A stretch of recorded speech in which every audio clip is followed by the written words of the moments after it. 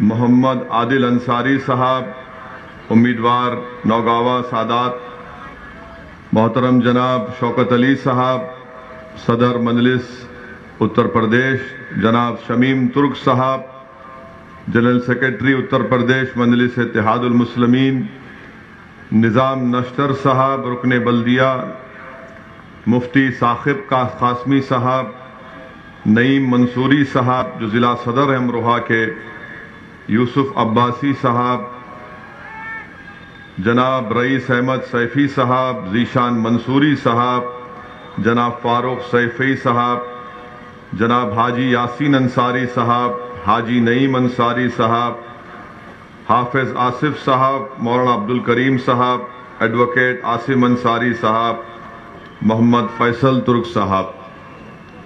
मेरे अजीज़ दोस्तों और बुज़ुर्गों, मैं आपको ये बताने आया हूँ कि आप अपना वोट 10 तारीख के उत्तर प्रदेश के विधानसभा के पहले चुनाव में ज़रूर अपने वोट का इस्तेमाल करिए।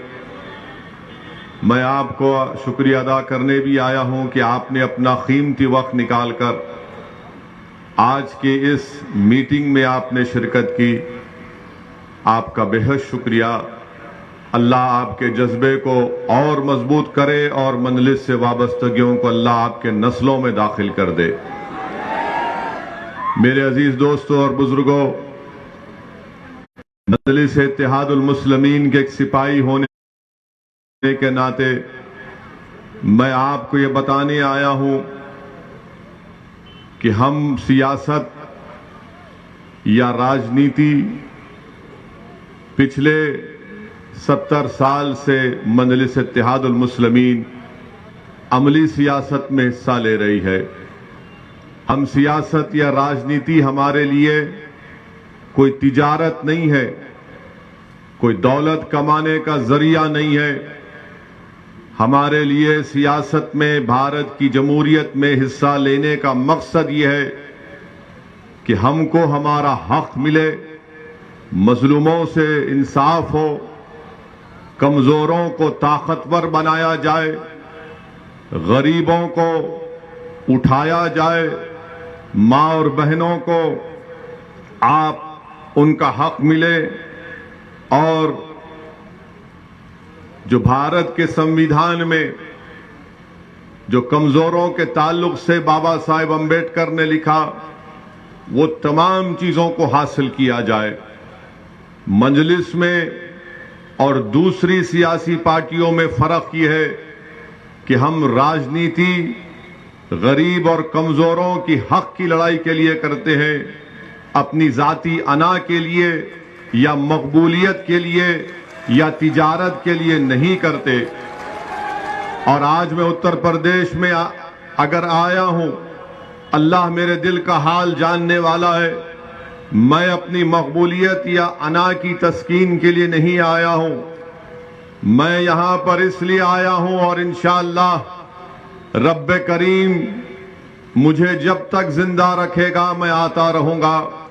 मेरा आने का मकसद ये है कि आपको नेता बनाया जाए। मेरे आने का मकसद एक ही है कि आपको हिस्सेदारी की लड़ाई में आपको अपना हिस्सा मिले, आपके मसाइल का हल हो, आपको इज्जत और वो मुकाम, वो मान और सम्मान मिले जो दीगर लोगों को मिलता है। यही मजलिस इत्तेहादुल मुस्लिमीन का मंशा, मकसद और पैगाम है। यही हमारा ऑब्जेक्टिव है। मैं आपको यही बात बताने आया हूं। मेरे अजीज दोस्तों और बुजुर्गों, मजलिस के मुखालिफीन मजलिस को एक फिरका परस्त पार्टी कहती है। मैं उनसे पूछता हूं, बताओ कौन सी फिरका परस्ती की तुम बात कर रहे हो? आज सरजमीन दखन में मजलिस के 7 रुकन असेंबली है, 7 एमएलए विधानसभा में है, बिहार में 5 हैं, महाराष्ट्र में 2 हैं। बताओ वहां की कोई मिसाल दो, हैदराबाद की या सीमांचल की, उस सरजमीन की जो भारत का सबसे पसमानदा इलाका है। या फिर मालेगांव और धूलिया जहां पर मंजलिस के विधायक हैं, क्या इन हमारे विधायकों ने किसी मजहब के खिलाफ कोई बात की? क्या हमने नफरत को आम किया या मोहब्बत को आम करने की बात करते हैं? मेरे अजीज दोस्तों और बुजुर्गों, फिरका परस्ती का इल्जाम लगाने वाले ये भूल जाते हैं कि औरंगाबाद महाराष्ट्र में 21 साल से शिवसेना का एमपी जीत रहा था बीजेपी की ताईद से। ना कांग्रेस उसको हरा पा रही थी, ना राष्ट्रवादी कांग्रेस उसको हरा पा रही थी, ना समाजवादी पार्टी उसको हरा पा रही थी। जब मजलिस का एक जियाला जिसका नाम इम्तियाज जलील है, जब उसने इलेक्शन लड़ा तो औरंगाबाद की जनता ने 21 साल के शिवसेना के एमपी को हराकर उसको कामयाब किया। बताओ ये काम कांग्रेस क्यों नहीं कर सकी? समाजवादी राष्ट्रवादी क्यों नहीं कर सकी? फिर तीसरा इल्जाम लगाते हैं कि जहां पर मजलिस लड़ती है वहां पर बीजेपी जीत जाती है। मैं हमेशा इस बात को कहा हूं और आज भी कह रहा हूं, मैं उन समाजवादी पार्टी, कांग्रेस, बीएसपी या कोई भी हो, बीजेपी का भी हो, एक वक्त तय कर लो, किसी टीवी चैनल पर तुम चारों एक साथ बैठकर मुझसे बहस कर लो। 10 मिनट के अंदर मैं दलाइल देकर तुम्हारी जबानों को बंद कर दूंगा। तुमको बताऊंगा कि क्या सच है और क्या झूठ है। मगर इनका मसला यह है क्योंकि असदुद्दीन ओवैसी हक की आवाज को उठाता है। असदुद्दीन ओवैसी संविधान के दायरे में रहकर संविधान ने जिन बातों का जिक्र किया, क्या किया संविधान ने जिक्र? संविधान ने कहा लिबर्टी, उसके माने आजादी। संविधान ने कहा जस्टिस, उसके माने इंसाफ। संविधान ने कहा फ्रेटर्निटी, उसके माने भाईचारगी। Liberty, equality, fraternity, justice, equality के माने मसावात। मेरी लड़ाई यही है। मैं आजादी चाहता हूं। किससे आजादी चाहता हूं? फिरका परस्त ताकतों के जुल्म से। मैं आजादी चाहता हूं किससे? मैं आजादी चाहता हूं उन पार्टियों से जो आरएसएस का उम्मीदवार हसनपुर में उतारकर मुझसे कह रहे हैं कि तुम गुलामी इसकी करो। मैं भाईचारगी चाहता हूं, मैं भाईचारगी फ्रेटर्निटी चाहता हूं। क्या चाहता हूं? इसीलिए हमने भागीदारी परिवर्तन मोर्चा को बनाया। मैं जब इंसाफ की, जस्टिस की बात करता हूं तो मेरा मानना यह है कि उत्तर प्रदेश के हर मैदान में मुझसे इंसाफ किया जाना चाहिए। शिक्षा में, ठेकेदारी में, पुलिस की भर्ती में ये इंसाफ की हम बात करते हैं। इक्वालिटी की जब बात, मसावात की बात जब हम करते हैं तो हमारा मानना यह है कि जब तुम्हारे मंच पर सब लोग बैठ सकते हैं तो फिर मैं क्यों तुम्हारे साथ नहीं खड़ा हो सकता?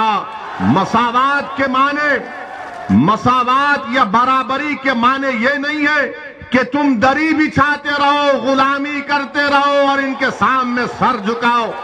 यही बात इनको पसंद नहीं आती कि ओवैसी, इनको जो बात पसंद नहीं आती वो ये है कि ओवैसी हमारी हां में हां नहीं मिलाता। नहीं मिलाऊंगा, नहीं मिलाऊंगा। जो बीजेपी गलत काम करेगी तो उसके खिलाफ आवाज उठाऊंगा। अगर इस मुल्क को, जिसको हमारे उलमाए किराम ने अपने खून से आजाद किया, इस मुल्क को सन 57 की जंग आजादी में हमारे उलमाए किराम ने जिहाद का फतवा अंग्रेजों के खिलाफ दिया। अल्लामा फजल हक खैराबादी रहमतुल्लाह अलैह ने काला पानी की सजा को कबूल किया, फांसी के फंदे को मुस्कुराकर अपने गले में डाला, मगर अंग्रेजों के सामने अपनी गर्दन को नहीं झुकाया। रेशमी रुमाल की तहरीक चलाने वालों ने माल्टा की जेल में सालों गुजार दिए। हमने इस मुल्क को अपने खून से आजाद करवाया। ये मुल्क मेरा भी है, सबका मुल्क है, मगर आज अगर बीजेपी उस मुल्क के सेकुलर कैरेक्टर को बदलने की बात करती है तो असदुद्दीन ओवैसी मोदी की आंख में आंख डालकर बोलता रहा और बोलता रहेगा इंशाअल्लाह ताला। अगर कोई ये समझता है कि उत्तर प्रदेश के बीजेपी के मुख्यमंत्री के खिलाफ तकरीर करने से मेरी आवाज को दबा दिया जाएगा, तो याद रखो, जब तक जिंदा हूं सच बोलता रहूंगा, तुम्हारी ताकत मुझे दबा नहीं पाएगी। आज इल्जाम लगाती है कि मजलिस के लड़ने से बीजेपी जीत जाती है। बोलते हैं ना, सुना आपने, बहुत से मुनाफिकीन है जो ये बात को करते रहती है। मैं उनसे कह रहा हूं, अगर तुम्हारे दिल में, तुम्हारी सोच में अगर राई बराबर, जमीर जिंदा है तो सुनो मेरी इस बात को।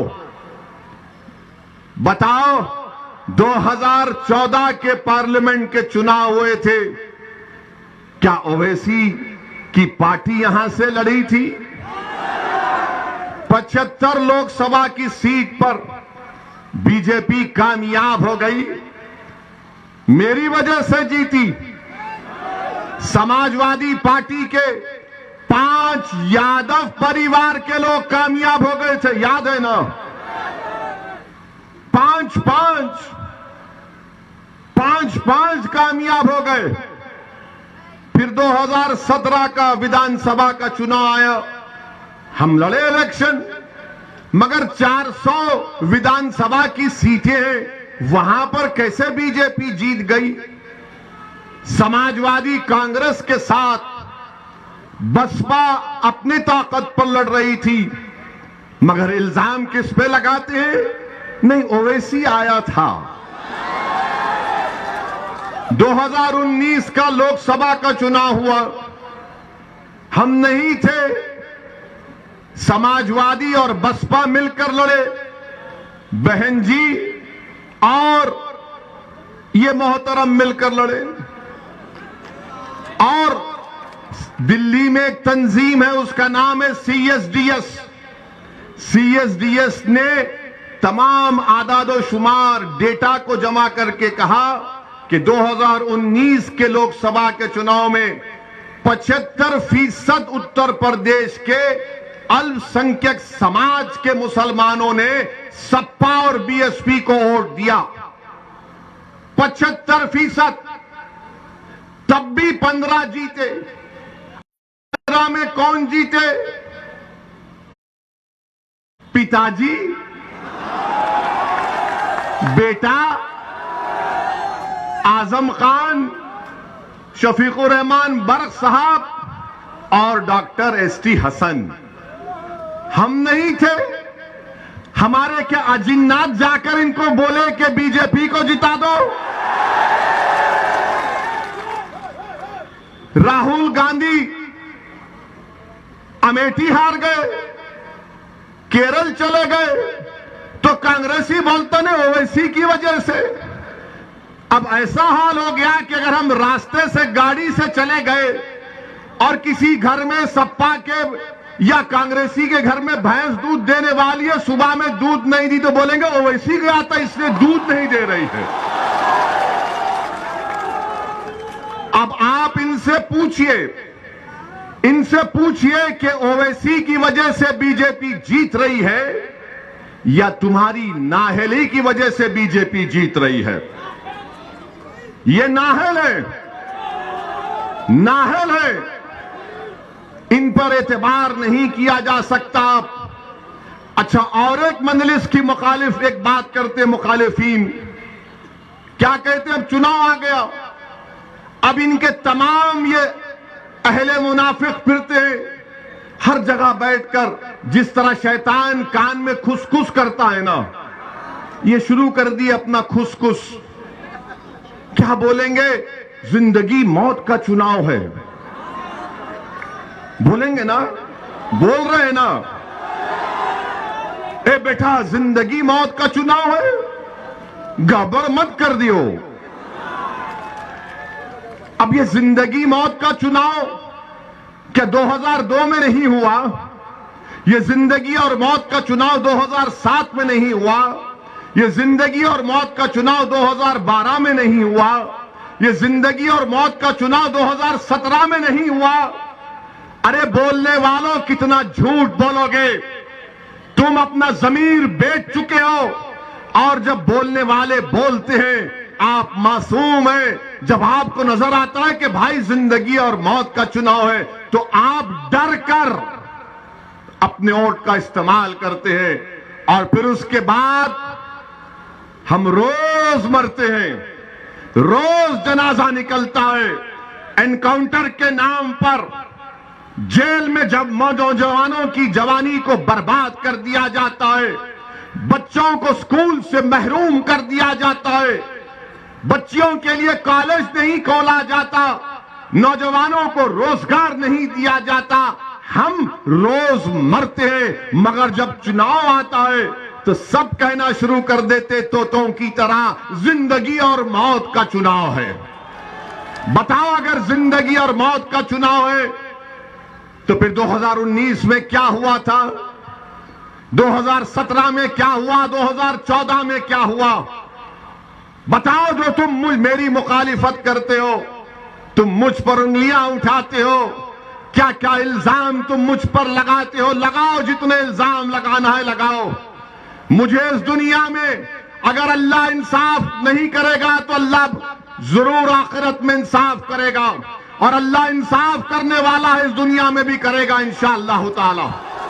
मैं इनसे सिर्फ यही कह रहा हूं, डरो रब्बे करीम से, डरो। याद रखो, अगर तुम्हारे पास कोई प्रूफ है तो लेकर आओ, तुम्हारे पास कोई प्रूफ नहीं है।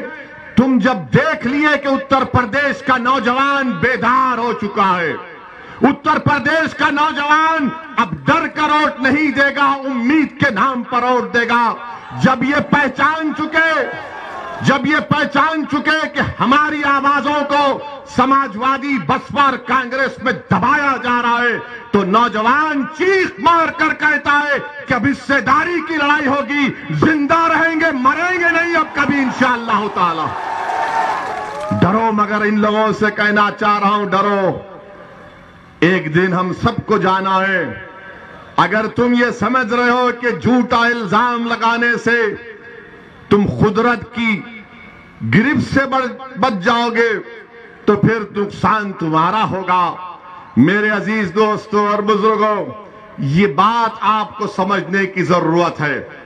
मैं जानता हूं ये लड़ाई लंबी रहने वाली है, मैं जानता हूं कि कामयाबी मिलेगी, मगर पूरी कामयाबी के लिए शायद मुझे अपनी जिंदगी और आपके साथ की जरूरत है। अगर आप अपना साथ देंगे, ये लड़ाई मेरे अजीज दोस्तों, मेरे बुजुर्गों, मेरी इज्जतदार मां और बहनों, ये लड़ाई आने वाली नस्ल के अच्छे रोशन मुस्तकबिल की लड़ाई है। ये लड़ाई हिस्सेदारी की लड़ाई है, ये लड़ाई भागीदारी की लड़ाई है, ये लड़ाई दरी नहीं बिछाने की लड़ाई है। मेरे अजीज दोस्तों और बुजुर्गों, इस बात को आपको जहन नशीन कर लेना है। अब दूसरी बात, उत्तर प्रदेश में बीजेपी की सरकार, मजलिस ने भागीदारी परिवर्तन मोर्चा बनाया। हमने तय किया कि बाबू सिंह कुशवाहा, अगर उत्तर प्रदेश की जनता उनको अपने दुआओं से, अपने मोहब्बत से, अपने आशीर्वाद से नवाजेगी, तो बाबू सिंह कुशवाहा इंशाअल्लाह ताला पहले मुख्यमंत्री होंगे भागीदारी परिवर्तन मोर्चा के। हमने तय किया कि उत्तर प्रदेश में भागीदारी परिवर्तन मोर्चा को सत्ता मिलती है तो 3 डिप्टी चीफ मिनिस्टर रहेंगे, एक अल्पसंख्यक समाज से मुसलमान और 2 अति पिछड़ा समाज के लोग रहेंगे। मैं पूछना चाह रहा हूं उन लोगों से जो जिंदगी और मौत की बात करते हैं, बताओ क्या समाजवादी, बसपा अगर उनको सत्ता मिलती है तो क्या ये सामाजिक न्याय का पैगाम जो ओवैसी आज हसनपुर की जनता के सामने रख रहा है, आप दे सकते हैं उसको? नहीं दे सकते। आप क्या करते हैं कि आप सिर्फ डराना चाहते हैं। मेरे अजीज दोस्तों और बुजुर्गों, आपको मैं ये बताना चाह रहा हूं कि 5 साल बीजेपी की सरकार रही बाबा की, और बाबा ने कुछ नहीं किया। बाबा ने कुछ नहीं किया। बाबा ने कहा था 70 लाख नौकरियां देंगे। आज मैं नौजवान बड़ी तादाद में यहां पर खड़े हैं। मैं आपसे पूछना चाह रहा हूं कि 5-4.5 साल का ज्यादा वक्त हो गया, कितनों को सरकारी नौकरी मिली? हाथ उठाओ। कितनों को नौकरी चाहिए? हाथ उठाओ। बाबा जरा देखो, ये इतने हाथ उठे हुए हैं, और ये हाथ ऐसे बटन पर जाएंगे पतंग की निशान पर 14 तारीख को इंशाअल्लाह ताला। आज उत्तर प्रदेश में बेरोजगारी 4% से ज्यादा हो गई। आज उत्तर प्रदेश में ग्रेजुएट नौजवान 50% से ज्यादा नौकरी की तलाश में। आज उत्तर प्रदेश में टेक्निकल एजुकेशन के ग्रेजुएट 45% रोजगार के तलाश में है। आज उत्तर प्रदेश में 60% से ज्यादा डिप्लोमा होल्डर्स नौकरी रोजगार के तलाश में है। बीजेपी के पास इसका कोई सवाल नहीं है, इसका कोई जवाब नहीं है।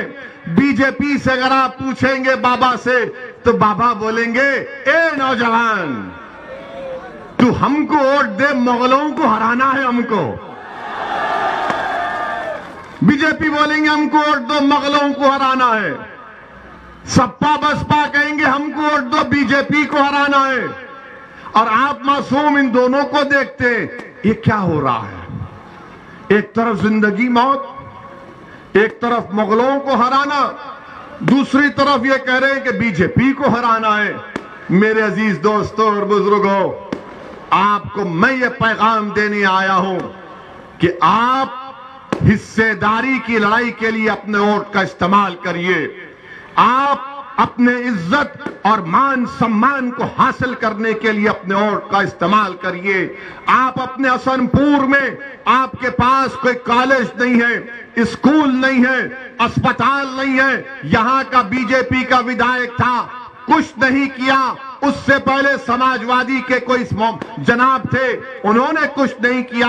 आपको ये बताना चाह रहा हूं, आपको ये बताना चाह रहा हूं कि योगी आदित्यनाथ अपने भाषण में कहते हैं कि मैं मई जून में सर्दी पैदा कर दूंगा। मुख्यमंत्री है और कहते हैं कि मई जून में सर्दी पैदा कर देंगे। मुख्यमंत्री, आपको तो मौसम वैज्ञानिक बन जाना चाहिए। मई जून में सर्दी पैदा करेंगे और मैं गर्मी निकाल दूंगा। मुख्यमंत्री जी, आप क्या पेंचिश के डॉक्टर हैं? इसबगोल खाने से तो सब निकल जाता है ना। बाबा का इसबगोल को बेच रहे हैं। हमारे पास हकीम साहब है, मैं गर्मी निकाल दूंगा, मैं सर्दी पैदा कर दूंगा। बाबा सुनो, हमारा बात, हमारी पैगाम सुनो। अब मजलिस ने जो गर्मी पैदा कर दी है उत्तर प्रदेश में नौजवानों में, ना तुम्हारी गर्मी इस गर्मी को कमी पैदा करेगी, ना तुम्हारी सर्दी इस गर्मी को कम करेगी। हमने जो गर्मी पैदा की है वो सच्चाई की बुनियाद पर, हकीकत की बुनियाद पर, गैरत की बुनियाद पर, इज्जत को हासिल करने के लिए, मुकाम को हासिल करने के लिए, हिस्सेदारी को हासिल करने के लिए हमने ये गर्मी पैदा की है। बाबा सुन लो, अगर हम मर भी गए, ये लोग हमारे पैगाम को लेकर सुबह क़यामत तक चलते रहेंगे। आप इस गर्मी को कम होने मत दो। मैं मौसम की गर्मी की बात नहीं कर रहा हूं। तुम्हारे दिल में अब जो जज्बात पैदा हो चुके उसको बरकरार रखो। हम जिंदा रहे या ना रहे, तुमको ये काम करना है। ये हमारे हिस्सेदारी की लड़ाई है। गर्मी पैदा करेंगे, सर्दी पैदा करेंगे, ये क्या क्या बातें मुख्यमंत्री कर जाते हैं। अच्छा, जब कोविड के सेकेंड वेव में गंगा पर लाशें तीर रही थी तो बाबा ना गर्मी पैदा किए ना सर्दी पैदा किए। लोग परेशान फिर रहे थे ऑक्सीजन दवाओं के लिए, बाबा अपने घर में आराम से बैठे थे। और लोग पूछेंगे, वैसी तुमने क्या किया हैदराबाद में? हमने पहली वेव में हमारे पास, हमारे कंप्यूटर में पहली वेव में हमने 1900 लोगों को, अस्पताल में बेड नहीं मिल रहा था, हमने बेड दिलाया। जब दूसरी वेव आई तो हमने अपनी पार्टी से हैदराबाद में 900 ऑक्सीजन के सिलेंडर फ्री में आवाम के लिए रख दिए। और हमने बर्तानिया से ऑक्सीजन कॉन्सेंट्रेटर 80-90 मंगाए, सब फ्री में, जिसको ना लेकर जाओ। मजलिस के अराकीन घर पर जाकर ये काम करते थे। क्या समाजवादी आपको नजर आई दूसरी कोविड वेव में? कमाल साहब भी नजर नहीं आए। इतने बाकमाल थे कि उनको हसनपुर से उठाकर वहां फेंक दिया गया। क्या कमाल है अखिलेश तुम्हारा। अब तुम्हारे कमाल को हम खत्म करने आए हैं इंशाअल्लाह ताला। इनके कमाल को, इंसान को नहीं, वरना ये हमारे भड़काऊ भाषण बोल दिया वैसी। हम बड़े बाकमाल हैं। हम जानते हैं तुम्हारे जादू को अब तोड़ेंगे इंशाअल्लाह ताला। तो बाबा ने कुछ नहीं किया, बीजेपी ने कुछ नहीं किया, और हमारे देश के प्रधानमंत्री तो क्या बोले। लद्दाख में, डेप्सांग में, डेमचाक में, हॉट स्प्रिंग में चीन बैठा हुआ है। क्या कभी आपने अपने प्रधानमंत्री की जबान से सुना, हमारे भी हैं, लफ्ज चीन नहीं बोलेंगे? पश्चिम यूपी में तकरीर, भाषण देते मोदी जी, गन्ना कहते हैं, चीनी नहीं कहते, कहीं चीन ना निकल जाए। ये अजीब मामला है। कुछ नहीं बोलेंगे, और कुछ बोलेंगे तो बोलेंगे भड़काऊ भाषण देता है। मेरे अजीज दोस्तों और बुजुर्गों, उत्तर प्रदेश में बीजेपी की सरकार उत्तर प्रदेश के जनता के विकास के लिए कुछ नहीं किया। नौजवानों को एम्प्लॉयमेंट, नौकरी, रोजगार देने के लिए कुछ नहीं किया। शिक्षा का इंतजाम नहीं किया। इंडस्ट्रीज खत्म होने के दहाने पर आ गए। एमएसपी नहीं मिलता गन्ने का, गन्ने की कीमतें नहीं बढ़ती हैं। हर जगह पर बीजेपी से लोग नाराज हैं। लोग नाराज हैं बीजेपी से। अब आपसे हम गुजारिश कर रहे हैं कि आज एक विकल्प के तौर पर भागीदारी परिवर्तन मोर्चा आपके दरमियान में है। बाबू सिंह कुशवाहा हैं, बिंड समाज के, कश्यप समाज के, अति पिछड़ा समाज के तमाम लोग हैं, जिसमें मंजलिस भी है। आप 14 तारीख के दिन बेखौफ होकर अपने वोट का इस्तेमाल करिए। अब तीसरी बात हमारी है कि लोग हमको कहते हैं कि भड़काऊ भाषण देता है। मैं आपको बता रहा हूं कि उत्तर प्रदेश में अल्पसंख्यक समाज का क्या मौकफ है। हमने माहिरीन एक्सपर्ट्स को बिठाकर रिपोर्ट निकाली। उस रिपोर्ट में यह बात सामने आई कि उत्तर प्रदेश में अल्पसंख्यक समाज, मुसलमानों के सबसे ज्यादा ड्रॉप आउट रेट बच्चे और बच्चियों का इन लोगों का है।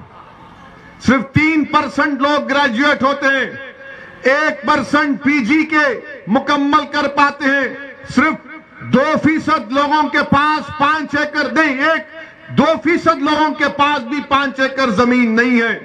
सबसे ज्यादा बेरोजगार अगर कोई है तो अल्पसंख्यक समाज के मुसलमान, सबसे ज्यादा गरीबी पावर्टी किसी में है तो अल्पसंख्यक समाज के मुसलमान। बताओ फिर तुमने कौन सा सामाजिक न्याय किया?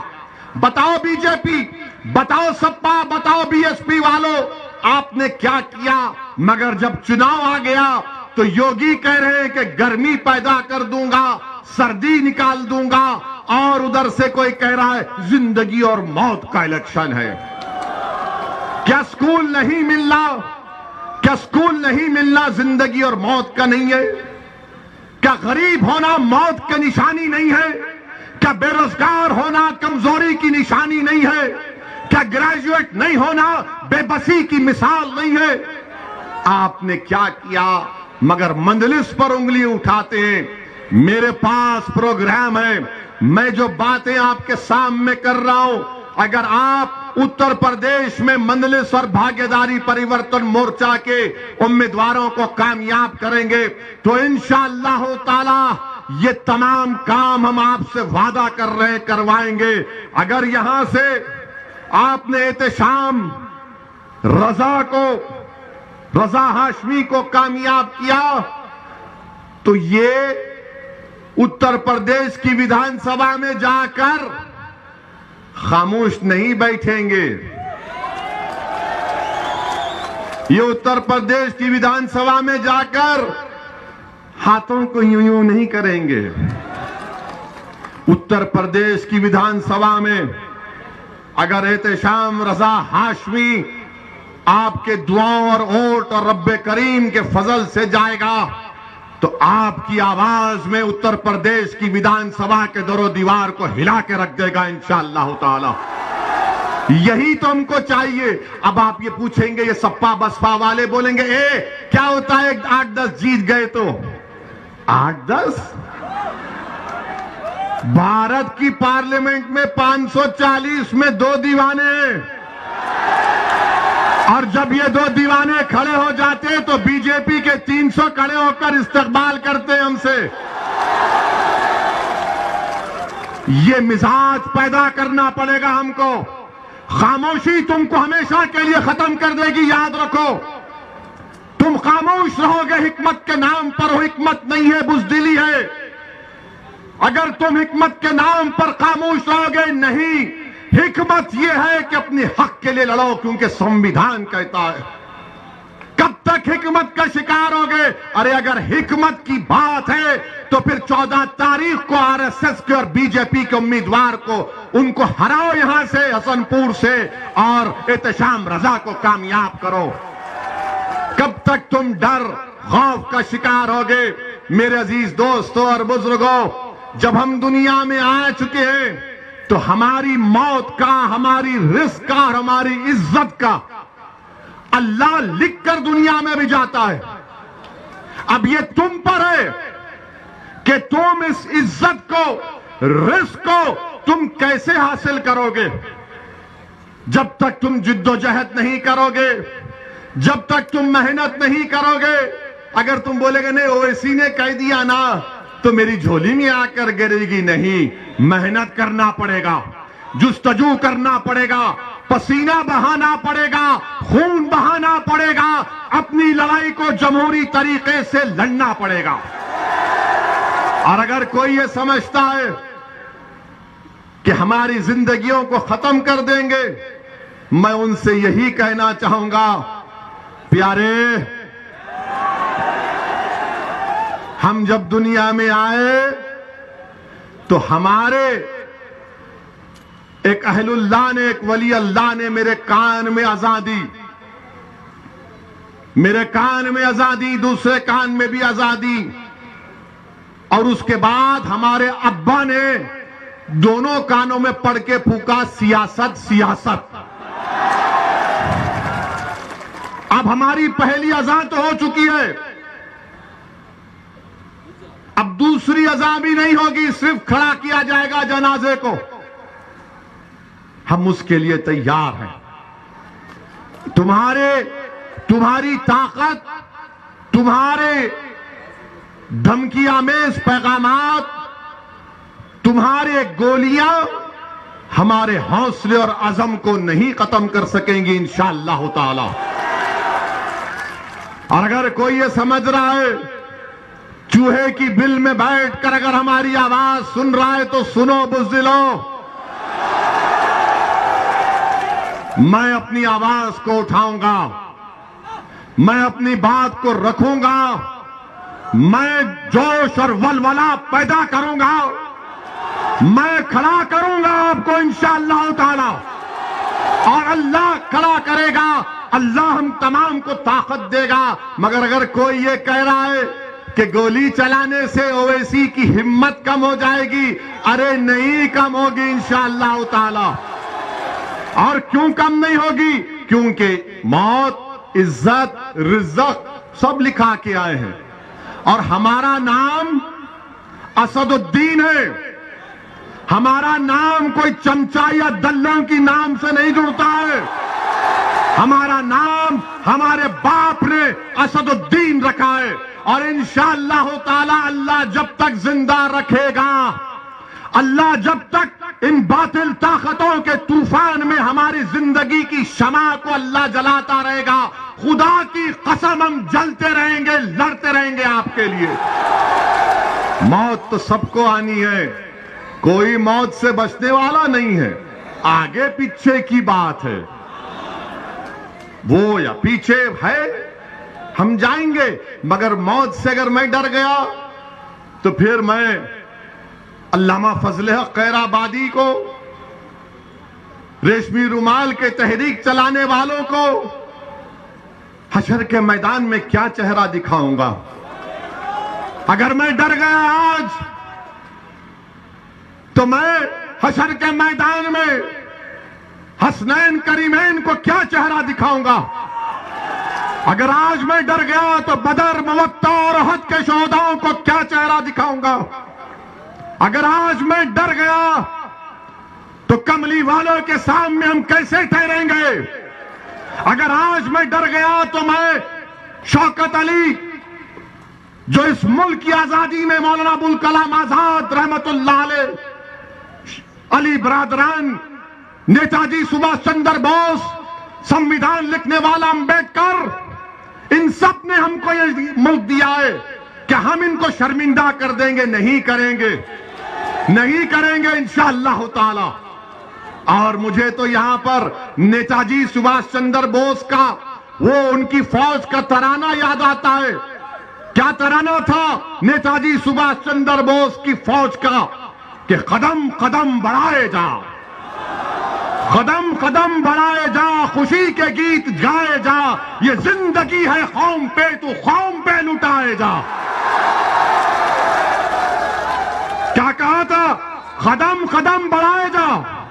तुम 7 कदम बढ़ाओगे मेरे, तुम 7 कदम बढ़ाओगे मेरे, तो लगाओ मेरे साथ कदम कदम बढ़ाए जा,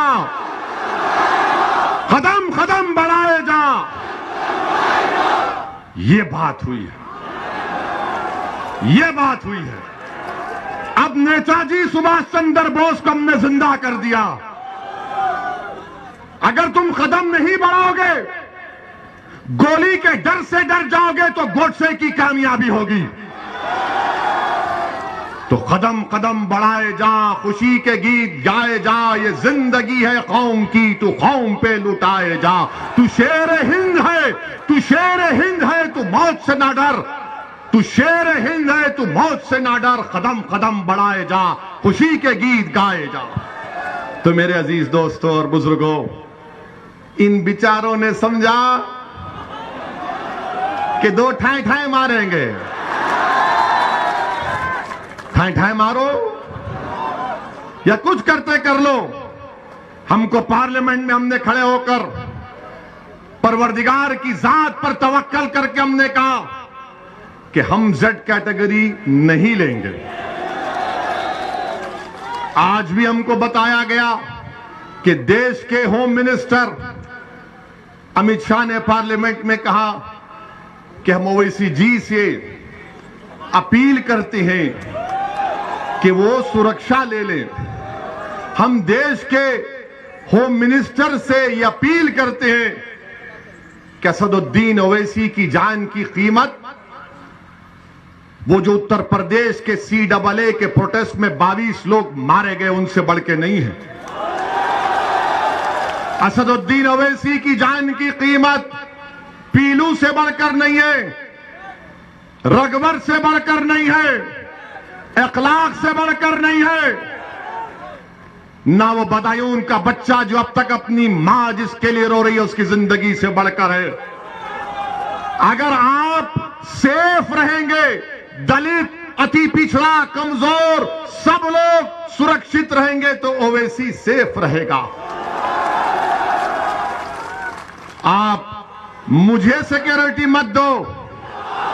सुनो, अरे तुम जिंदा रहोगे, तुम जिंदा ही रहोगे इंशाअल्लाह ताला।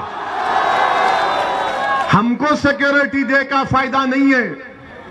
मैं जब MLA बना 1994 में, 99 में चार मीनार की आवाम को लाखों सलाम, उन्होंने हमको विधायक बनाया।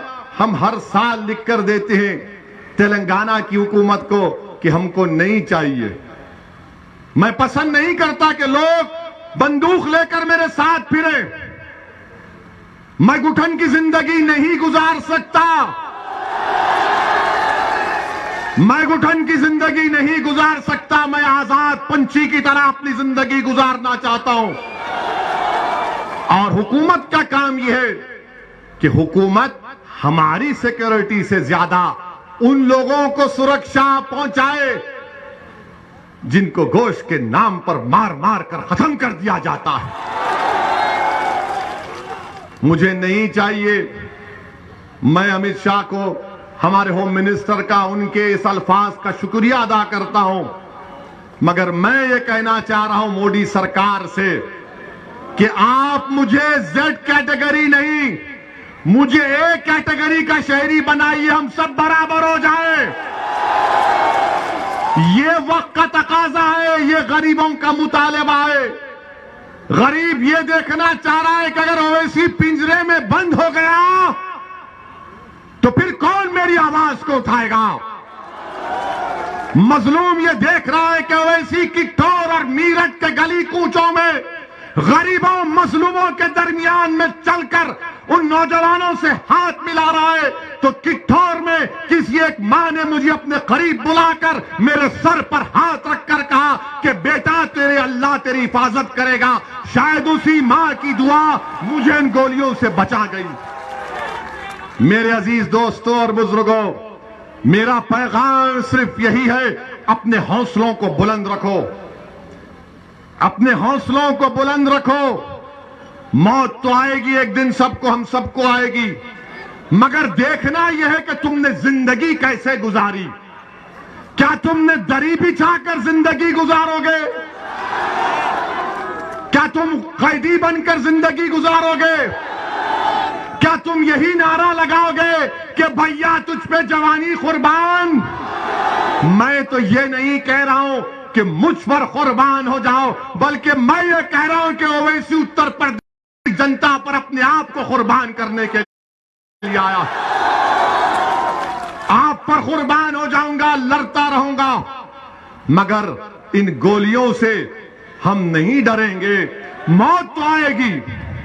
कौन सा भारत बना रहे हैं देख लो, वो भारत जिसको नेताजी सुभाष चंद्र बोस, वो भारत जिसको गांधी, नेहरू, मौलाना आजाद, जौहर बरदरान, वो भारत जिसको अल्लामा फजल खैराबादी ने बनाया, वो भारत